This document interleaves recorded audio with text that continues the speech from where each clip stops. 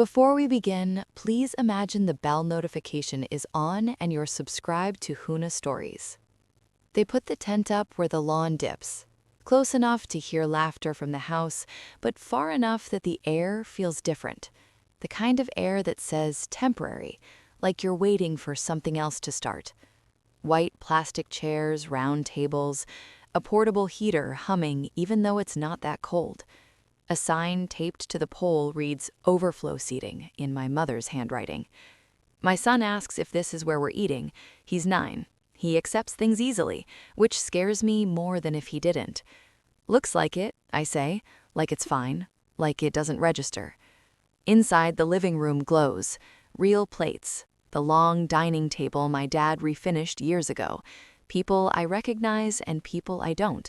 All clustered comfortably like they belong in the same photograph. I tell myself it's logistics. I tell myself it's not personal. I tell myself a lot of things. When my dad comes out with a tray of iced tea, I ask him quietly why we're outside. I keep my voice even because I know how this works. Any crack becomes evidence. He doesn't hesitate, doesn't lower his voice, he just shrugs. "Well," he says, "you're kind of a wild card." There it is, said like a weather report, like a neutral fact everyone already agrees on. He hands me a glass, pats my shoulder, and goes back inside.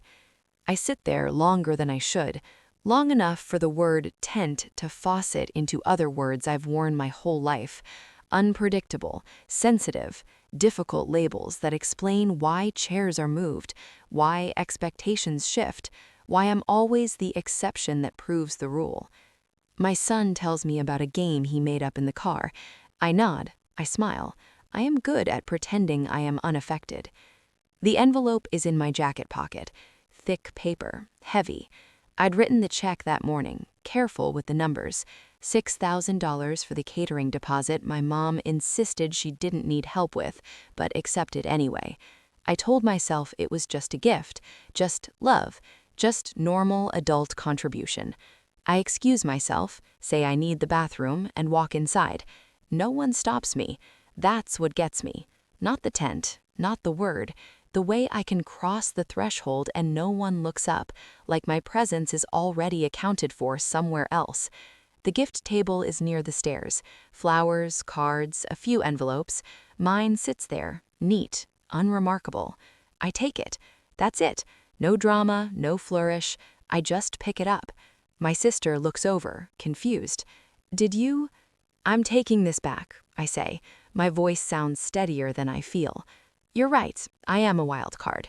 It's quiet in a way that isn't silence but attention reorganizing itself." I add because clarity matters. I'm wild enough to not pay for being placed outside. I put the envelope back into my jacket and turn toward the door. That's when my mom runs out. Not walks, runs. Her heels sink into the grass, her eyes tight with something that isn't fear or sadness. It's urgency sharpened by embarrassment. "What are you doing?" she shouts, loud enough that the tent goes quiet, loud enough that people at the far table turn. I stop, not because I'm afraid, but because this is the moment. I've learned to recognize it, the moment where authority steps in to restore order. "You can't do that," she says, breathless now. "This is my birthday." "I know," I say. I keep my tone level. "That's why I didn't make a scene." She gestures wildly toward the house. "Then why are you acting like this?" "Over-seating?" I almost laugh. Almost.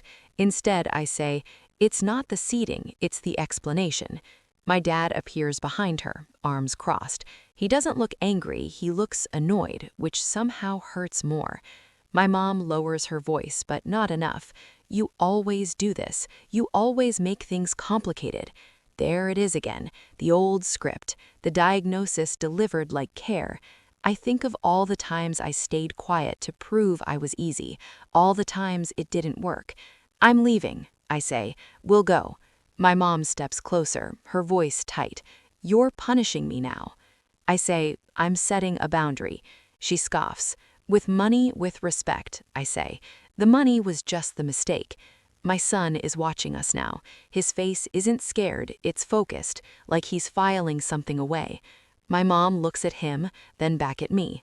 Something shifts. Not softness, not understanding, but calculation. The awareness that there's an out more than winning this moment. Fine, she says, sharply.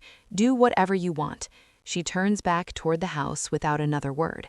No one follows me as I walk to the car. The party resumes in pieces behind us, laughter restarting too loudly, like an engine revving. My son climbs into the passenger seat. Are you mad? He asks. No, I say after a moment. I'm done. He nods, like that makes sense. On the drive home, my phone buzzes. A text from my sister. That was intense. I don't reply. Later, much later, my mom leaves a voicemail. Her voice is controlled, tired. She says she wishes I hadn't embarrassed her. She says, we'll talk later. We don't, for a while. Weeks pass, then months. The distance isn't dramatic, it's quiet. Invitations come with more care, more questions. Sometimes they don't come at all. I don't chase them. The check stays uncashed in my drawer until I avoid it. I use the money to start a college fund for my son. I tell him it's for his future. I don't tell him what it cost. Sometimes I think about that word, wildcard, how it was supposed to explain why I couldn't be trusted at the table. I still don't fit easily. I probably never will. But now, when space is arranged, I notice. When explanations are given, I listen. And when respect is conditional, I decline the conditions quietly, without celebration. And that finally feels like enough.